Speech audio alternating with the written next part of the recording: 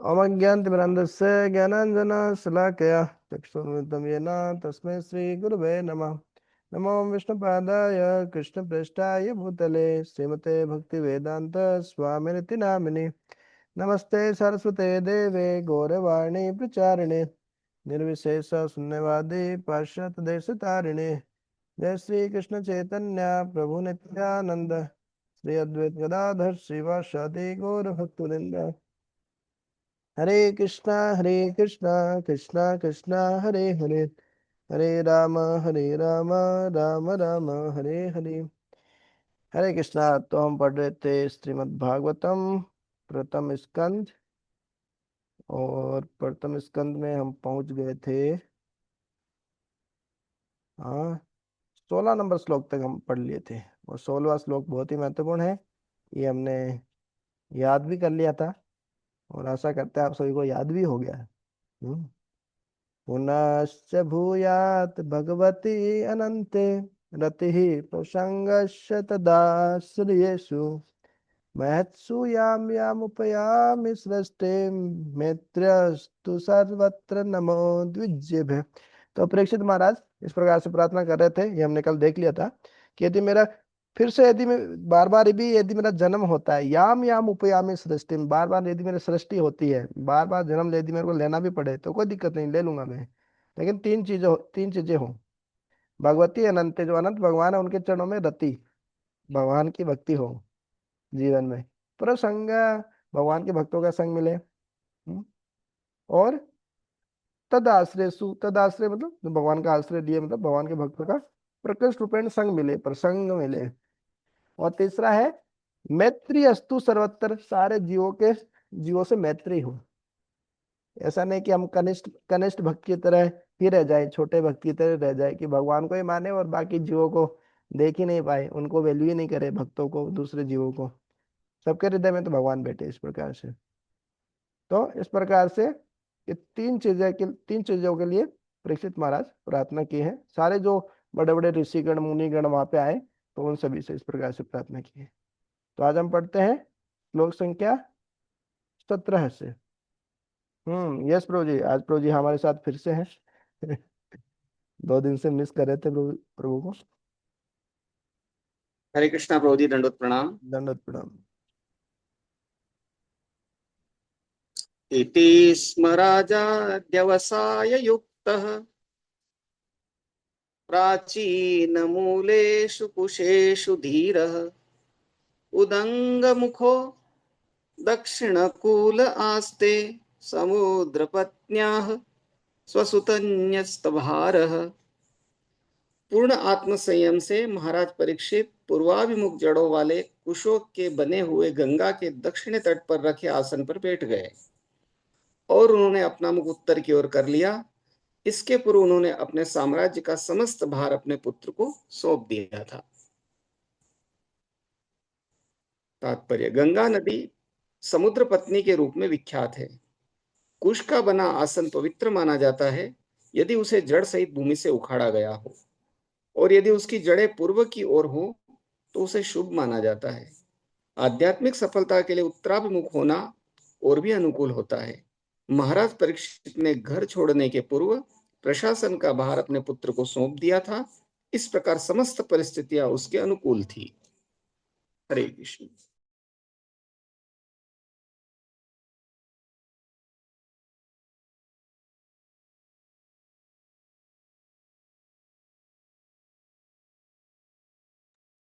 हरे कृष्ण। हरे कृष्ण। तो एवं च तस्मिन् नरदेव देवे प्रायोपविष्टे दिवि देव संगाः प्रशस्य भूमो व्यकिरन् प्रसूनैर्मुदा मुहुर्दुन्दुभयश्च नेदुः।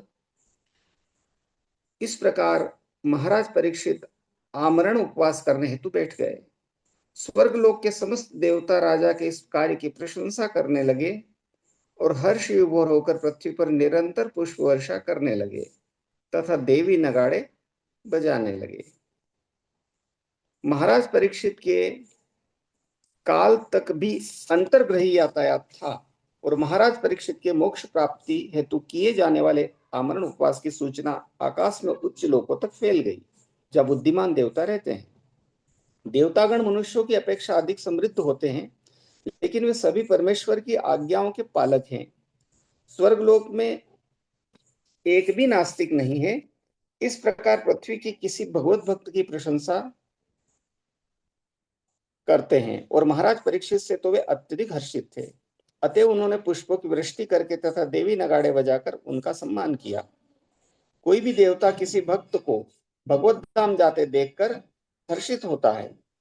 वह भगवत भक्त से सदा प्रसन्न रहता है, और यहाँ तक कि वह अपनी आदि देवी शक्ति से भक्तों की सभी प्रकार से सहायता करता है, और उनके कार्यों से श्री भगवान प्रसन्न होते हैं। इस प्रकार श्री भगवान देवता तथा पृथ्वी पर स्थित भगवत भक्त के बीच पूर्ण सहयोग की एक अदृश्य श्रृंखला बनी हुई है। हरे कृष्ण। हरे कृष्ण। तो किस प्रकार से, हम पहले भी चर्चा कर रहे थे, जो स्वर्ग लोक है उसमें जो पुण्य व्यक्ति करता है तो स्वर्ग लोक जाने का मौका मिलता है। एक होता है पाप, एक होता है पुण्य, जो भौतिक पुण्य है। इस प्रकार से तो भौतिक पुण्य करने से व्यक्ति स्वर्ग लोक जाता है, वहां पे पुण्यों का भोग कर सकता है। वहां पे किसी चीज का पाप नहीं लगता है। वो जो सुरापान करते हैं, एक तरीके से दारू पी रहे हैं या फिर अप्सराओं के साथ संग है, तो जो चार नियम तोड़ रहे हैं बाह्य रूप से, लेकिन उनको पाप नहीं लगता है स्वर्ग में। स्वर्ग में चार नियम तोड़ने के पाप नहीं लगता है। केवल वहां पे पुण्यों का क्षय होता है। केवल पुण्यों का क्षय होता है वहां पे। तो इस कारण देव वहां पे बता रहे हैं स्वर्ग लोक में कोई भी व्यक्ति नास्तिक नहीं होता। अब भौतिक जगत में तो ज्यादातर लोग ही नास्तिक है, बहुत सारे लोग ही नास्तिक है। भगवान को मानते हैं केवल, हाँ ठीक है हम भी मानते हैं मतलब उनकी बातों को तो नहीं मानते, भगवान की बातों को तो ज्यादातर तो नास्तिक ही। लेकिन स्वर्ग लोक में एक भी नास्तिक नहीं है। फिर भी जब वो देखते हैं पृथ्वी पर कोई भक्ति कर रहा है, बहुत प्रसन्न हो जाते हैं वो। क्यों? क्योंकि स्वर्ग लोक में इतनी सुख सुविधाएं होने के बाद भी इतना भगवान की वो शुद्ध भक्ति नहीं कर पाते वो। कर्म में सर, ज्ञान में सर भक्ति रहती है। इन जो भोग करने की प्रवृत्ति वहाँ स्वर्ग में भी रहती है, देवी देवताओं में भी रहती है। और जब वो देखते हैं कि पृथ्वी लोक में कोई, जैसे परीक्षित महाराज जैसे शुद्ध भक्त भगवान की शुद्ध भक्ति कर रहे हैं, तो वो भी प्रसन्न हो जाते हैं। तो इस क्यों? क्योंकि उनको पता है ये भी भगवान के भक्त हैं और ये भगवत धाम जाएंगे सीधे। तो भगवान देव तथा पृथ्वी पर स्थित भगवत भक्त के बीच की ये पूर्ण सहयोग की अदृश्य श्रृंखला बनी हुई है। इस प्रकार से दिखता नहीं है, लेकिन ये आपस में कनेक्शन है देवी देवताओं का, भगवान का और जीव का, पृथ्वी लोक पर। भगवत गीता में भी भगवान स्टार्टिंग में बताए कि पृथ्वी लोक पर व्यक्ति है वो देवताओं के लिए यज्ञ करता है, वो खुश होते हैं, फिर वो बारिश देते हैं, अन्न देते हैं। और फिर भगवान किस प्रकार से, भगवान ही वास्तव में देवताओं के माध्यम से जीव की इच्छा पूरी करते हैं। तो इस प्रकार से सभी का आपस में जुड़ा हुआ है, संबंध जुड़ा हुआ है।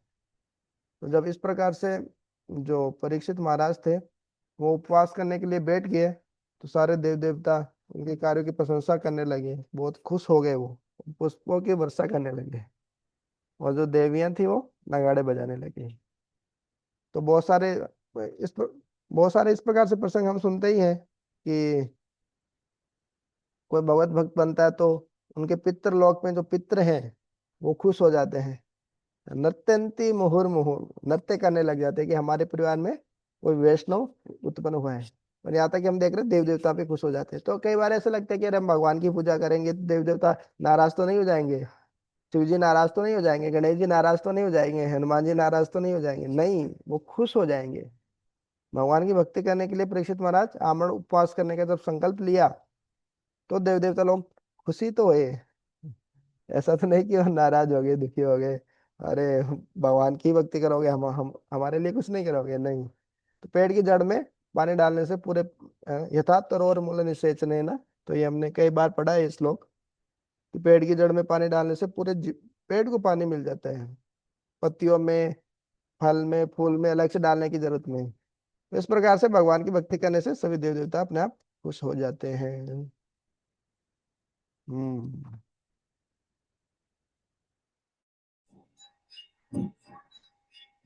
महर्षयो वे समुपागता ये प्रशस्य सात्वित्यनुमोदमाना ऊचूह प्रजानुग्रहशीलसारा यदुत्तम श्लोक गुणाभिरूपम। वहां पर एकत्र हुए सारे ऋषियों ने भी महाराज परीक्षित के निर्णय को सराहा और बहुत अच्छा साधु साधु कहकर उन्होंने अपना अनुमोदन व्यक्त किया। स्वभाव तो मुनिगण सामान्य लोगों का कल्याण करने के लिए उन्मुख रहते हैं, क्योंकि उनमें परमेश्वर के सारे गुण पाए जाते हैं। अतः वे भगवान के भक्त महाराज परीक्षित को देखकर अत्यंत प्रसन्न हुए और इस प्रकार बोले।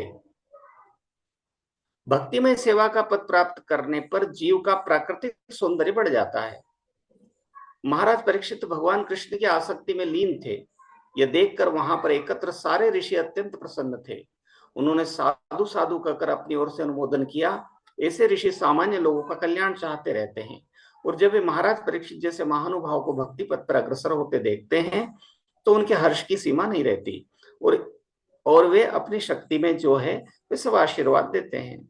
भगवत भक्ति इतनी शुभ है कि सारे देवता तथा ऋषि, यहां तक कि स्वयं भगवान भी भक्त से प्रसन्न हो जाते हैं। इसलिए भक्त को प्रत्येक वस्तु शुभ दिखती है। प्रगतिशील भक्त के मार्ग से सारी अशुभ बातें हटा ली जाती है। मृत्यु के समय महर्षियों से भेंट निश्चय ही महाराज परीक्षित के लिए शुभ थी, और इस तरह वे ब्राह्मण बालक के तथाकथित शाप से धन्य हो गए। हरे कृष्ण। इस प्रकार से साप मिला, लेकिन उससे वो धन्य हो गए, उनका जीवन। सब देवी देवता प्रसन्न हो गए, सारे ऋषि मुनिगण सब आशीर्वाद दे रहे हैं, भर भर कर आशीर्वाद दे रहे हैं, और उनके निर्णय की प्रशंसा कर रहे हैं। वाह, क्या निर्णय लिया है परीक्षित महाराज, आपने आमरण उपवास का निर्णय लिया है, और आप भगवत कथा का इस प्रकार से श्रवण करेंगे। तो ये हम देख रहे हैं, भगवत भक्ति इतनी शुभ है कि सारे देवता ऋषि और स्वयं भगवान तक प्रसन्न हो जाते हैं। हम्म। नवा इदं राजर्षिवज चित्रं भव सुकृष्णं समन्नुव्रतेषु ये ध्यासनं राजकिरीटजुष्टं सद्यो जहुर्भगवत्पा स्वकर्मा कामाः। मुनियों ने कहा, हे भगवान, श्री कृष्ण की परंपरा का पालन करने वाले पांडुवंशी राजर्षियों के प्रमुख, यह तनिक भी आश्चर्यप्रद नहीं है कि आप अपना वह सिंहासन, जो अनेक राजाओं के मुक्तों से सुसज्जित है, भगवान का नित्य सानिध्य प्राप्त करने के लिए त्याग रहे हैं। मूर्ख राजनीतिज्ञ जो प्रशासनिक पदों पर डटे हुए होते हैं, सोचते हैं कि वे जिन अस्थायी पदों पर हैं वे जीवन की सर्वोच्च उपलब्धि है, अतः वे उन पदों पर जीवन के अंतिम क्षणों तक चिपके रहते हैं। उन्हें इसका ध्यान कहाँ की मुक्ति प्राप्त करके भगवत धाम में भगवान के पार्षदों में से एक पद प्राप्त करना जीवन का सर्वोच्च उद्देश्य है। मनुष्य जन्म इसी के लिए मिला है। भगवान ने भगवत गीता में हमें कई बार आश्वस्त किया है कि सनातन भगवत धाम वापस जाना सर्वोच्च उपलब्धि है। प्रहलाद महाराज ने भगवान नरसिंह से प्रार्थना करते हुए कहा है, प्रभु, मैं जीवन की भौतिकतावादी शैली से अत्यधिक भयभीत हूँ। मैं आपके इस भयावने नरसिंह रूप से तनिक भी भयभीत नहीं हूं। ये भौतिकतावादी जीवन शैली चक्की के पाट के समान है, जिसके द्वारा हम कुचले जा रहे हैं। हम जीवन की उत्ताल तरंगों के भयावह भंवर में गिर गए हैं। अतः हे भगवान, मैं आपके चरण कमलों में प्रार्थना करता हूं कि आप मुझे सेवक के रूप में अपने नित्य धाम में वापस बुला ले। यही इस भौतिकतावादी जीवन शैली की सर्वोच्च मुक्ति है। मुझे इस भौतिकतावादी जीवन का अत्यंत कटोनुभव है। मैंने अपने कर्मों के वशीभूत होकर जिस जिस योनि में जन्म लिया है, मुझे दो बातों का पीड़ादायक अनुभव हुआ है। अपने प्रिय से विछोह तथा अवांछित से भेंट। इनके प्रतिकार के लिए मैंने जो उपचार अपनाए वे खुद रोग से अधिक भयावह निकले। अतः मैं जन्म जन्मांतर एक स्थान से दूसरे स्थान में फिरता रहा, और मैं आपसे प्रार्थना करता हूं कि आप मुझे अपने चरण कमलों में शरण दें। पांडव राजा, जो संसार के अनेक संतों से बढ़कर हैं, जीवन को भौतिकतावादी शैली के कटु परिणामों से अवगत थे। वे कभी उस राज सिंहासन की चकाचौंध से मोहित न थे जिस पर वे बैठे थे। वे सदैव भगवान का सानिध्य प्राप्त करने के हेतु उनके द्वारा पुकारे जाने के लिए उत्सुक रहते थे। महाराज परीक्षित महाराज युधिष्ठिर के सुयोग्य पौत्र थे। महाराज युधिष्ठिर ने अपने पौत्र के लिए सिंहासन छोड़ दिया, और इसी प्रकार महाराज युधिष्ठिर के पुत्र महाराज परीक्षित ने अपने पुत्र जन्मजय के लिए सिंहासन छोड़ दिया। इस वंश में सारे राजाओं का ऐसा ही रिवाज था, क्योंकि वे सभी कृष्ण की परंपरा का पालन करने वाले थे। इस तरह भगवत भक्त कभी भी भौतिकतावादी जीवन की चकाचौंध से मोहित नहीं होते, और वे निष्पक्ष भाव से झूठे भ्रामक भौतिकतावादी जीवन के विषयों से अनासक्त रहते हैं। हरे कृष्ण। हरे कृष्णा। तो बहुत सुंदर ढंग से श्रील प्रभुपाद जी बता रहे तात्पर्य में कि किस प्रकार से भौतिकतावादी जीवन शैली कितनी खतरनाक है। प्रहलाद महाराज का उदाहरण देके बताया कि जो चक्के का पार्ट होता है जिसमें जिसके बीच में गेहूं पिसता है, उसी तरह जो भौतिकतावादी जीवन व्यक्ति जीता है उसमें व्यक्ति वो पिसता जा रहा है। उसको पता नहीं है लेकिन वो पिसता जा रहा है। और किस तरीके से जन्म मृत्यु के चक्र में फंसता जा रहा है, फंसता जा रहा है, अपने दुखों को आमंत्रण दे रहा है। लेकिन उसको लगता है कि नहीं, यही तो बहुत अच्छा है। तो प्रहलाद महाराज यही प्रार्थना किए हैं, कि जब बार बार मृत्यु, जन्म मृत्यु के चक्कर में आने से मेरे को दो चीजों का अनुभव हुआ है। एक तो किसी भी चीज जो हमारे प्रिय है, कोई भी चीज से हमारे प्रिय होती है, कोई व्यक्ति वस्तु हमारे हमको बहुत प्रिय होते हैं।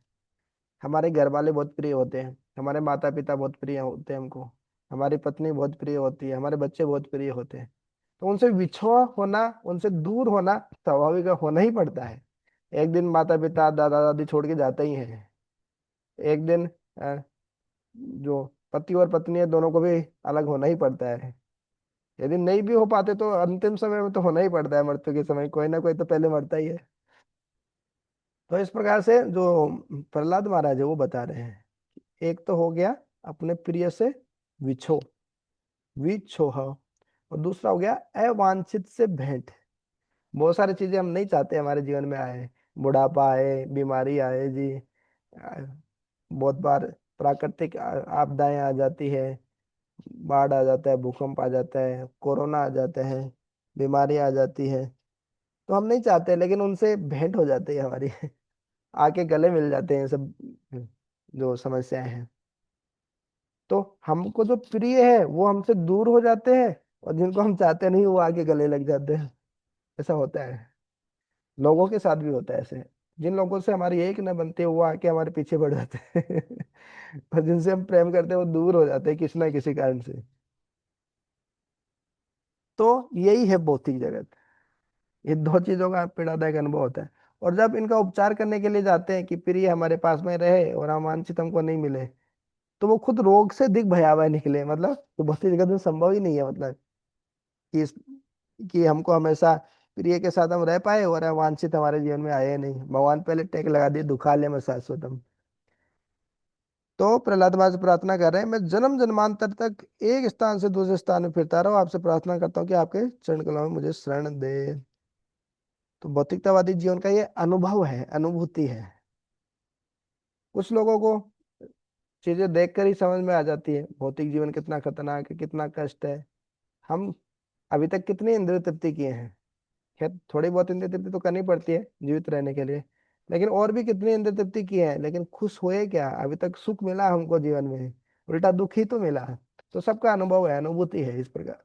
तो यही अनुभूति प्रहलाद महाराज भी बता रहे हैं। छोटे से बालक हैं वो, भगवान नरसिंह देव से बता रहे, भगवान नरसिंह देव को बता रहे हैं, आपका इतना उग्र भयावह रूप देख के मैं भयभीत नहीं हूँ। भक्त भगवान से कभी भयभीत नहीं होते, लेकिन भौतिकतावादी लोगों का जीवन देख के मेरे को बहुत दुख होता है कि ये कितना दुख कितना दुख झेल रहे हैं, और आगे इनको कितना दुख और मिलने वाला है। तो जो परीक्षित महाराज है, जो मुनि लोग हैं वो इस प्रकार से परीक्षित महाराज की प्रशंसा कर रहे हैं कि आपके लिए कुछ भी नहीं है, ये सबको स्वाभाविक, सबको पता है। आपने मुकुटों से सुसज्जित जो राजाओं का जो सिंहासन है वो आपने छोड़ दिया। हम कितना कुछ छोड़ सकते हैं, कुछ भी हमारे पास ज्यादा कुछ है भी, रहता भी नहीं, कुछ ज्यादा कुछ है भी नहीं हमारे पास। फिर भी कुछ थोड़ा सा भी छोड़ने की बात आती है, भगवान को देने की बात आती है, तो हम घबरा जाते हैं। तो इस प्रकार तो हम परीक्षित महाराज से सीख सकते हैं कि कुछ त्याग करने से, कुछ उच्च चीज के लिए, कई बार जो हमारी आसक्ति होती है विशेष रूप से, भक्तों को भगवान को कुछ नहीं चाहिए, वो कोई कमी नहीं है उनके पास, वो हमारी आसक्तियों को लेना चाहते हैं। तो इस प्रकार से कई बार हमारी आसक्तियां करती है तो हमको हो सकता है थोड़ा दर्द हो, लेकिन भगवान की प्रसन्नता के लिए, भक्तों की प्रसन्नता के लिए आसक्तियों को छोड़ना चाहिए। हम्म। तो एक दो श्लोक और पढ़ लेते हैं।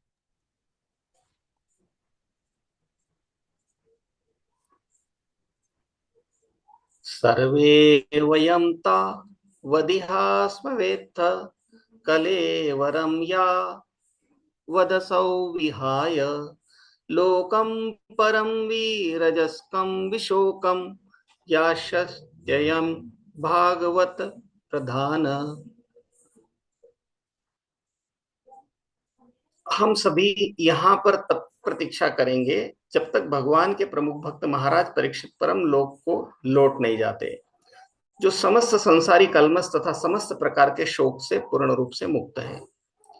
भौतिक सृष्टि से जिसकी तुलना आकाश के बादल से की गई है, उसकी सीमा से परे परव्योम अर्थात आध्यात्मिक आकाश है, जो वैकुंठ नामक ग्रहों से भरा हुआ है। ऐसे वैकुंठ ग्रह भी भिन्न भिन्न नामों से जाने जाते हैं, यथा पुरुषोत्तम लोक, अच्युत लोक, त्रिविक्रम लोक, ऋषिकेश लोक, केशव लोक, अनिरुद्ध लोक, माधव लोक, प्रद्युम्न लोक, संकर्षण लोक, श्रीधर लोक, वासुदेव लोक, अयोध्या लोक, द्वारका लोक तथा अन्य अनेकानेक लाखों आध्यात्मिक लोक जहां भगवान अधिष्ठाता है। वहां के सारे जीव मुक्त आत्मा है और उनके शरीर भगवान के ही समान आध्यात्मिक है। वहां भौतिक कलमश नहीं है, हर वस्तु आध्यात्मिक है, अतः वहां कुछ भी शोक करने योग्य नहीं है। ये लोग दिव्य आनंद से पूर्ण है। वहां न जन्म है, न जरा, न मृत्यु, न और न रोग है।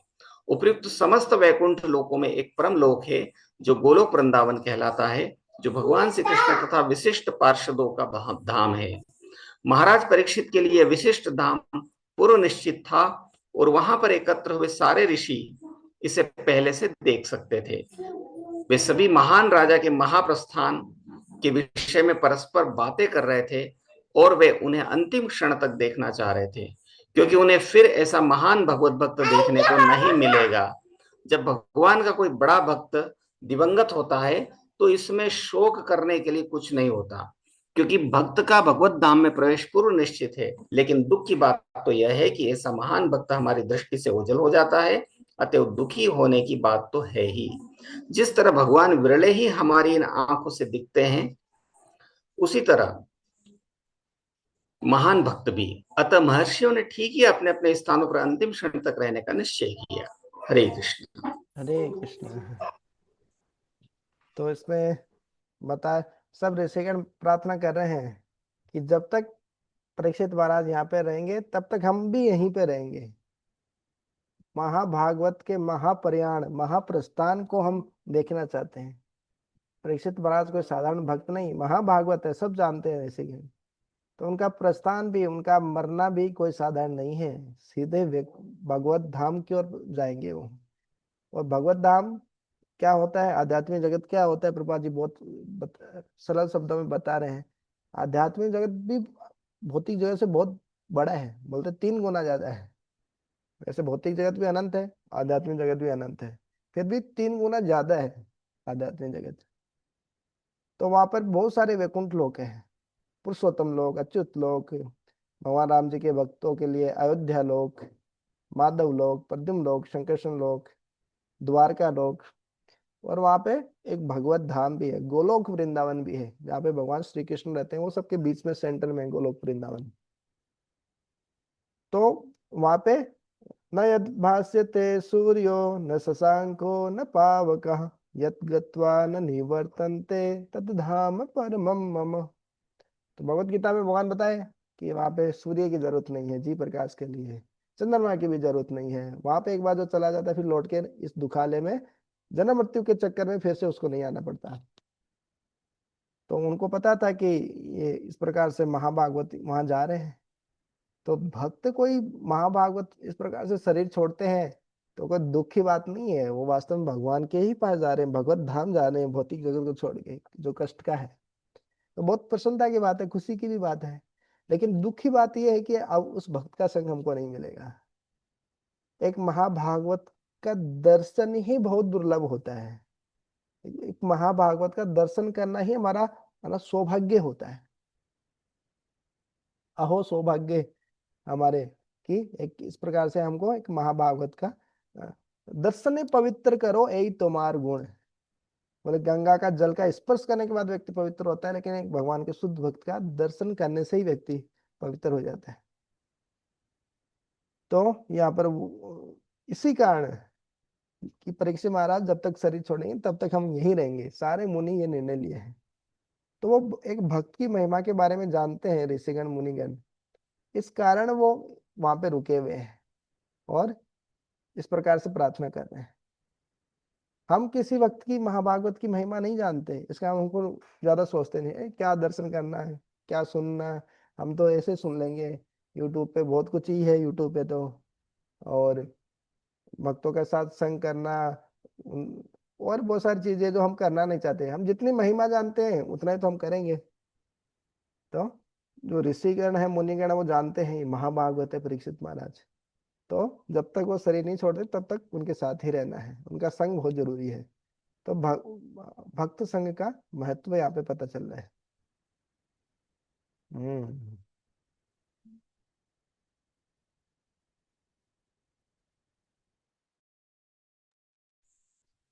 आश्रुत्य तदृश्यणवच परीक्षित समं मधुच्युत गुरुचाव्यलीकम् आभाषतैनानभिनन्द्य युक्तान् शुश्रूष्यमाणश्चरितानि विष्णोः। महान ऋषियों ने जो कुछ कहा वह सुनने में अति सुमधुर, सार्थक तथा यथार्थ रूप से प्रस्तुत किया गया पूर्ण सत्य था। अतः उन्हें सुनने के बाद महाराज परीक्षित ने भगवान श्री कृष्ण के कार्यकलापों के विषय में सुनने की इच्छा से महर्षियों को अभिनंदन दिया। समागता सर्वत एव सर्वे वेदा यथा मूर्तिधरास्त्रिपृष्ठे नहाथ नामुत्र च कश्चनार्थ ऋते परानुग्रहमात्मशीलम्। राजा ने कहा, हे महर्षियों, आप ब्रह्मांड के कोने कोने से आकर यहाँ पर कृपा पूर्वक एकत्र हुए हैं। आप सभी परम ज्ञान के मूर्ति मंत्र स्वरूप हैं, जो तीनों लोकों के ऊपर के लोक सत्य लोक का वासी है।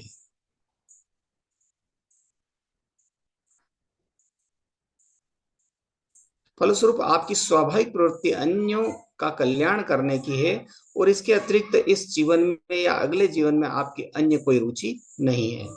तात्पर्य, 6 प्रकार के ऐश्वर्य हैं: संपत्ति, बल, यश, सौंदर्य, ज्ञान तथा वैराग्य। ये सब मूलतः भगवान के गुण हैं। परम पुरुष के अंश रूप जीवों में ये सारे गुण आंशिक रूप से अधिक 78% पाए जाते हैं। भौतिक जगत में ये गुण भगवान के गुणों के 18% तक भौतिक शक्ति द्वारा उसी प्रकार ढके रहते हैं जिस प्रकार सूर्य बादल से ढका रहता है। मेघों से आच्छन्न सूर्य की शक्ति मूल तेज की तुलना में मंद रहती है। इसी प्रकार ऐसे गुणों से युक्त जीवों का मूल रंग प्राय लुप्त रहता है। ब्रह्मांड में लोगों के 3 वर्ग हैं, जिनके नाम है अधोलोक, मध्यलोक तथा ऊर्ध्वलोक। पृथ्वी के मनुष्य मध्य लोकों के प्रारंभ में रहते हैं, लेकिन ब्रह्मा जैसे जीव तथा उनके समकालीन जीव सारे निवासी वैदिक विद्या में पूर्ण रूप से निष्णात होते हैं, और इस तरह माया रूपी बादल साफ हो जाते हैं। फलस्वरूप वे साक्षात वेद कहलाते हैं। ऐसे पुरुष संसारी तथा दिव्य दोनों प्रकार के ज्ञान से पूर्ण अवगत होने से संसारी या दिव्य लोकों में कोई रुचि नहीं रखते। वे एक तरह से इच्छा रहित भक्त हैं। संसारी भक्त में उन्हें कुछ भी प्राप्त करना नहीं रहता, और दिव्य जगत में वे स्वयं में पूर्ण रहते हैं। तो फिर वे संसारी जगत में क्यों आते हैं? वे भगवान के आदेश से विभिन्न लोकों में पतित आत्माओं का उद्धार करने के लिए मसीहा उद्धारकर्ता के रूप में आते हैं। वे पृथ्वी लोक में आते हैं और विभिन्न परिस्थितियों में लोगों का कल्याण करते हैं।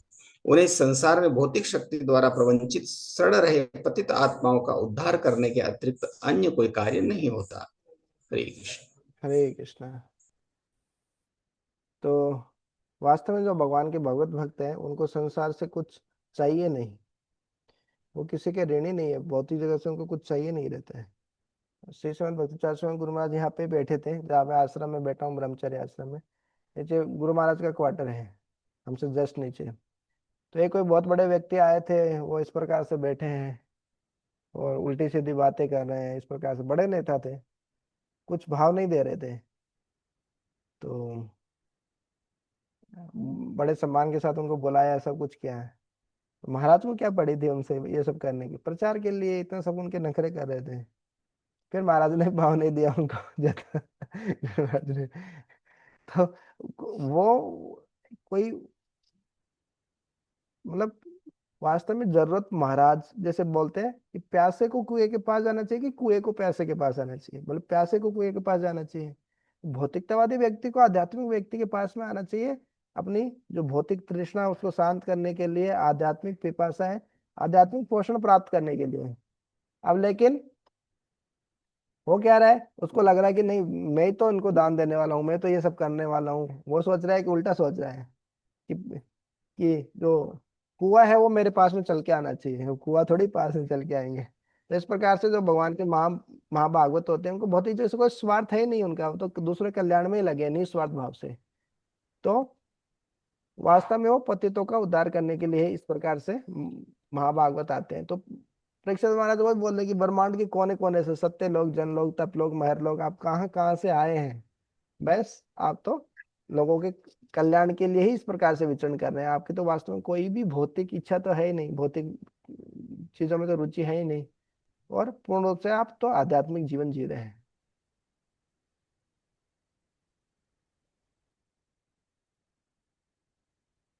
हम्म। सत्य लोक के वासी हैं, ये सब बताया। और फिर ये बताया भगवान में 6 ऐश्वर्य होते हैं, पूर्ण मात्रा में होते हैं। और एक भौतिक जीव जो है, बद्ध जीव हमारे जैसे, हम मैक्सिमम, अधिकतम ब्रह्मा जी बन सकते हैं। और ब्रह्मा जी में 78%, 78% गुण होते हैं भगवान के। तो भगवान के सारे गुण है हमारे अंदर, सच्चिदानंद हम है, लेकिन क्वांटिटी, मात्रा में अंतर है। इसलिए कई लोग बोलते हैं हम भगवान बन सकते हैं, भगवान के सारे गुण हैं। गुण तो है लेकिन मात्रा अलग अलग है, हम समुद्र के एक बूंद की तरह है और भगवान समुद्र की तरह है। तो भौतिक जगत में सूर्य जैसे बादलों को ढक लेता है, वैसे ये जो भौतिक जगत है, 3 गुण है, वो हमारी जो वास्तविक गुण है, आध्यात्मिक गुण, उनको ढक लेते हैं। जीवों का मूल रंग प्राय तो लुप्त ही हो जाता है। अधो लोक, मध्य लोक, सब ऊर्ध्व लोक, 3 लोग जो बोलते हैं, आपनते समारोह आपे, तीनों लोक हाँकते कांपे। तो तीनों लोग यही है, ऊपर का लोक, नीचे का लोक और हमारा लोक। तो ये हमने देखा परीक्षित महाराज से इस प्रकार